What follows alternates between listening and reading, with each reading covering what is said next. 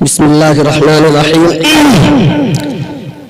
अल्हम्दुलिल्लाहि व कफ़ा व सलामुन अला इबादिहिल्लज़ीना इस्तफ़ा अम्मा बाद। क़ाल नबी सल्लल्लाहु अलैहि वसल्लम खैरुकुम मन तअल्लमल क़ुरआन व अल्लमहु औ कमा क़ाल अलैहि सलातु वस्सलाम।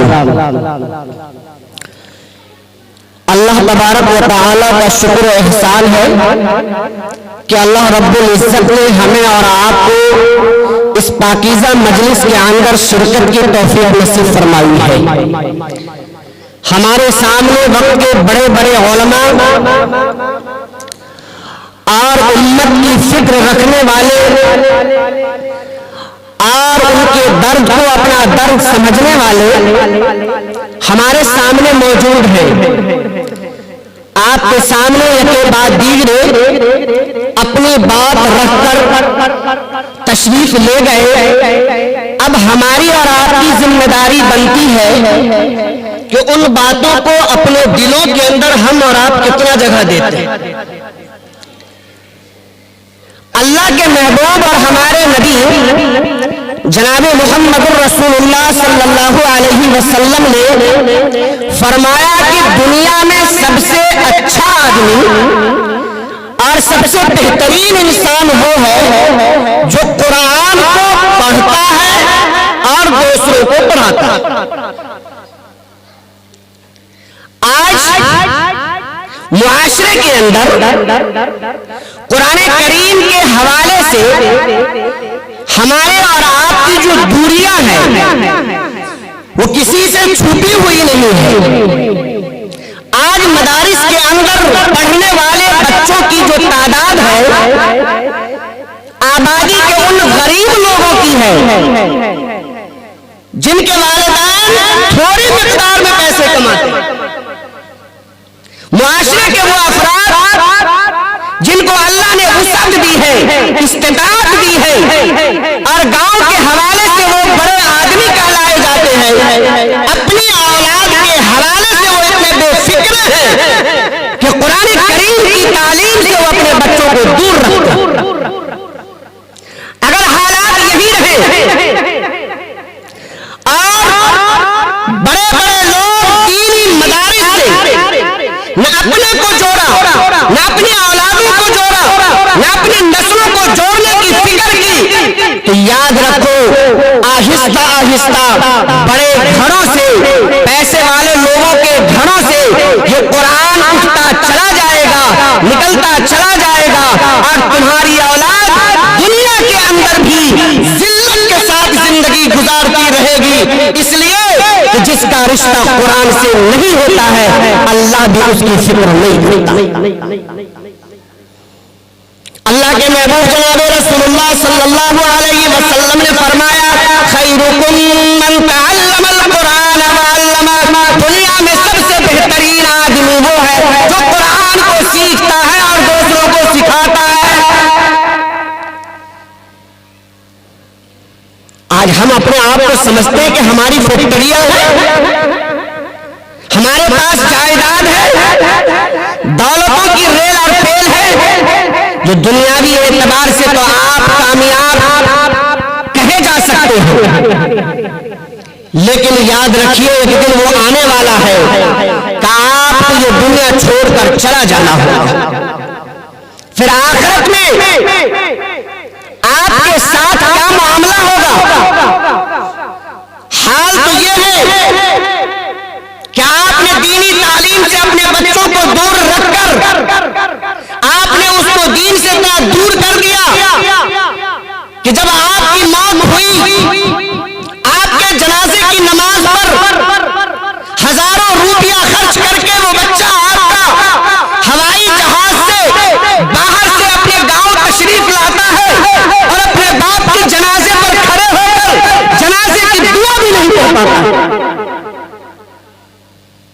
इतना बड़ा अलमिया है। अल्लाह ने आपको दौलत की रेल और पेल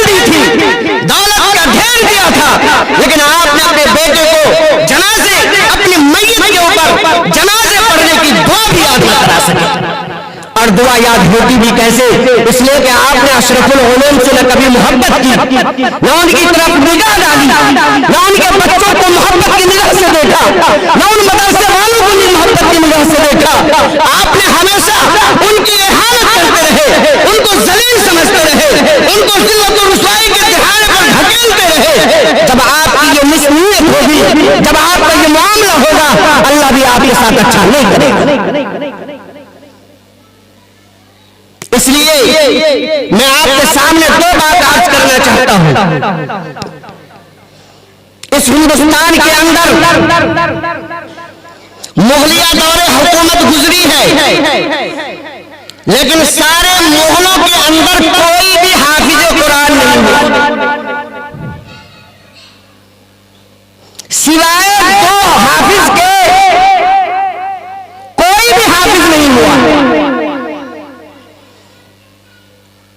एक औरंगजेब अलैहिर्रहमा कुरान के मुकम्मल हाफिज हुए, और दूसरे उनके लड़के कुरान के मुकम्मल हाफिज हुए। जिस वक्त औरंगजेब अलैहिर्रहमा के लड़के कुरान को हिफ्ज मुकम्मल कर लिया है,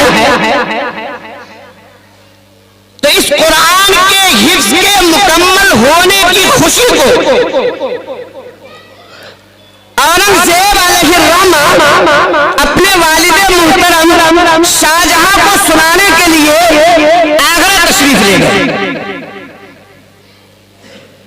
आगरा के किले के अंदर शाहजहां कैद थे। जब औरंगजेब अलैहिर्रहमा ने अपने वालिद को यह खबर सुनाई, तो शाहजहां को उन खुशी के मालूम होने पर कोई खुशी का इजहार नहीं किया। खुशी के इजहार न करने की वजह से हजरत औरंगजेब अलैहिर्रहमा को तकलीफ हुई। हजरत औरंगजेब अलैहिर्रहमा ने अपने वालिद से पूछा, इतनी बड़ी खुशी हमने आपको सुनाई कि मेरा लड़का हाफिज कुरान हो गया है, और आप जो है जिस हालत पर बैठे हुए उसी हालत पर बैठे हुए आपने खुशी का इजहार नहीं किया। तो हजरत औरंगजेब अलैहिर्रहमा से शाहजहां ने कहा कि लड़का आपका हाफिज कुरान हुआ है, हश्र के मैदान में ताज आपके सर पर सजाया जाएगा। ये फजीलत आपको हासिल हुई है, इसलिए ये खुशी आपके लिए है। अगर मेरा लड़का औरंगजेब हाफिज होता तो ये खुशी मुझको हासिल होती, ये फजीलत मुझको हासिल होती। औरंगजेब अलैहिर्रहमा वहां पर से वापस तशरीफ लाए दिल्ली, और 1 साल तक मुकम्मल मेहनत की उन्होंने, और 1 साल मेहनत करने के बाद अगले साल वो फिर हाजिर खिदमत हुए अपने वालिद मुहतरम के पास, और उन्होंने कहा, हजरत वालिद साहब, अब आपका बेटा भी अल्हम्दुलिल्लाह पूरे कुरान का हाफिज हो गया। अब शाहजहां को खुशी हासिल हुई। तो मेरे भाइयों, कुरान का हिफ्ज और ये कुरान की दौलत इतनी बड़ी दौलत है कि इसे हासिल करने के लिए जितनी भी कुर्बानी दी जाए और जितने भी पैसे लगाए जाएं वो कम है।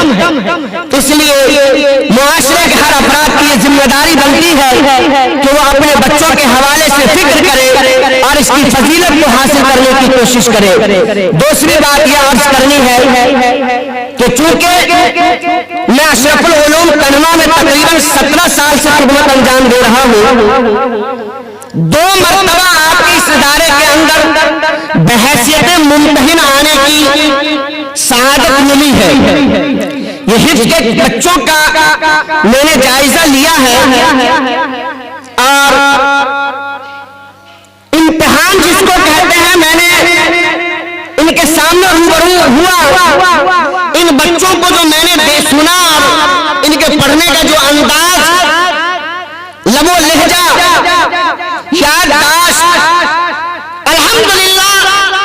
इत्मीनान।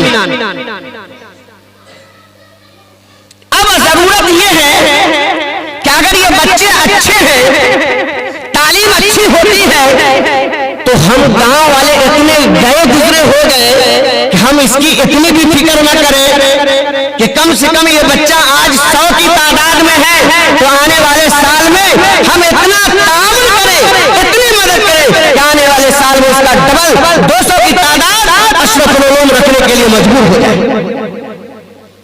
तो अगर करेंगे, हमारा हाथ अगर अशरफुल उलूम के साथ होगा तो इंशाअल्लाह आज अशरफुल उलूम कन्वा के अंदर 800 तलबा है।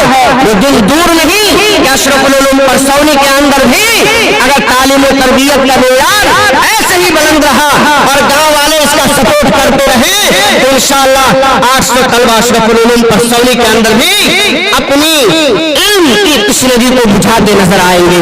अल्लाह तबारक व तआला हम मुसलमानों को कहने सुनने से ज्यादा अमल की हिम्मत व तौफीक नसीब फरमाए।